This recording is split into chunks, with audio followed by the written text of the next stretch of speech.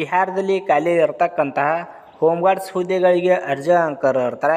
ಸ್ನೇಹಿತರೆ ಇಲ್ಲಿ ನೋಡ್ಬೋದು ಟೋಟಲ್ ಈಗ 15,000 ಪೋಸ್ಟ್ಗಳ ಖಾಲಿ ಇರ್ತಾವೆ. ಇಲ್ಲಿ ನೋಡ್ಬೋದು ಸ್ನೇಹಿತರೆ ಟೋಟಲಾಗಿ 15,000 ಪೋಸ್ಟ್ಗಳಿಗೆ ಅರ್ಜಿ ಕರೆದಿರ್ತಾರೆ. ಮತ್ತು ಇದನ್ನ ನೋಟಿಫಿಕೇಶನ್ 2023 ಆಗಿತ್ತು. ಅವಾಗ ಟೋಟಲಾಗಿ 8,000 ವೇಕೆನ್ಸೀಸ್ ಅಷ್ಟೇ ಕರೆದಿದ್ರು. ಮತ್ತು ಇವಾಗಿನ ನೋಡೋದಾದರೆ ಅವಾಗಿನಕ್ಕಿಂತ ಈ ವರ್ಷ 7,000 ಹುದ್ದೆಗಳನ್ನ ಹೆಚ್ಚು ಕರೆದಿರ್ತಾರೆ. ಇದು ನಿಮಗೆ ಬಿಗ್ ಭರ್ಜರಿ ಗುಡ್ ನ್ಯೂಸ್ ಅಂತಲೇ ಹೇಳ್ಬೋದು.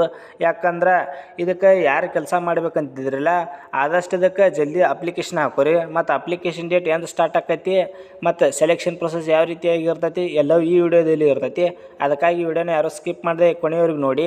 ಮತ್ತು ಸ್ನೇಹಿತರೆ ನೀವೇನಾದರೂ ಇದೇ ಮೊದಲ ಬಾರಿಗೆ ನಮ್ಮ government job update YouTube channel visit ಮಾಡ್ತಾ ಇದ್ದರೆ ಅಂಥವ್ರು ದಯವಿಟ್ಟು ಸಬ್ಸ್ಕ್ರೈಬ್ ಮಾಡ್ಕೊಂಡು ವಿಡಿಯೋ ನೋಡೋದು ಬರೀ. ಮತ್ತು ನಮ್ಮ ಯೂಟ್ಯೂಬ್ ಚಾನಲ್ ಡಿಸ್ಕ್ರಿಪ್ಷನ್ ಕೆಳಗಡೆ ಫೇಸ್ಬುಕ್ ಲಿಂಕ್ ಕೊಟ್ಟಿರೋದು.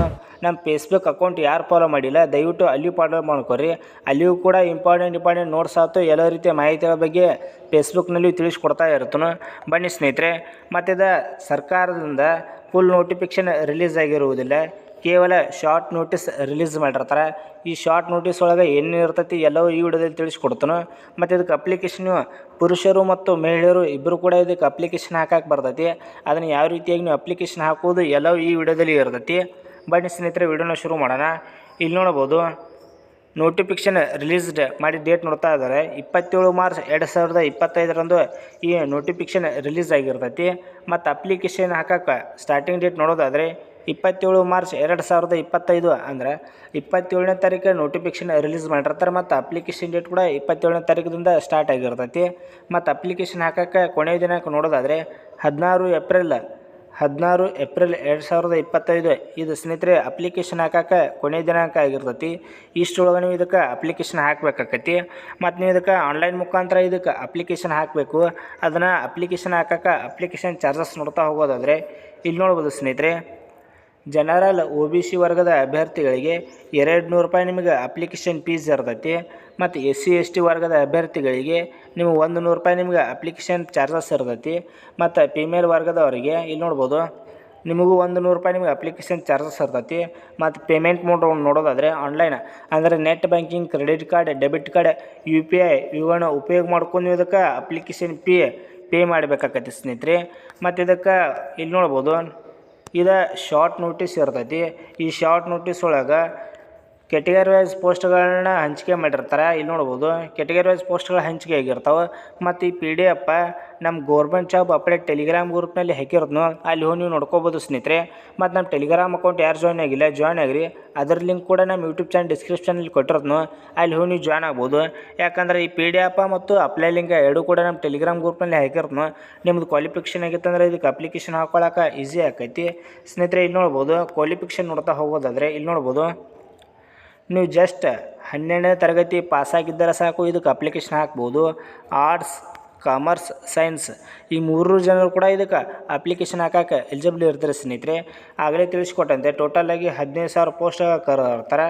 ಮತ್ತು ಅಪ್ಲಿಕೇಶನ್ ಹಾಕಕ್ಕೆ ವಯಸ್ಸಿನ ಮಿತಿ ನೋಡ್ತಾ ಹೋಗೋದಾದರೆ ಇಲ್ಲಿ ನೋಡ್ಬೋದು ಮಿನಿಮಮ್ ನಿಮಗೆ 19 ವರ್ಷ ವಯಸ್ಸಾಗಿರಬೇಕು.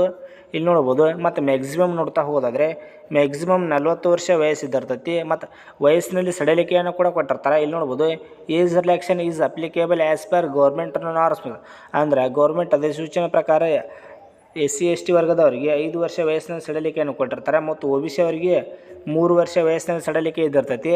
ಮತ್ತು ಅಂಗವಿಕಲ ಅಭ್ಯರ್ಥಿಗಳಿಗೆ 10 ವರ್ಷ ವಯಸ್ಸಿನ ಸಡಿಲಿಕೆಯನ್ನು ಕೊಟ್ಟಿರ್ತಾರೆ. ಮತ್ತು 1984 ರೈಟ್ಸ್ದವರಿಗೆ ಅವ್ರಿಗೂ ಕೂಡ 5 ವರ್ಷ ಈ ರೀತಿಯಾಗಿ ವಯಸ್ಸಿನಲ್ಲಿ ಸಡಿಲಿಕೆಯನ್ನು ಕೊಟ್ಟಿರ್ತಾರೆ.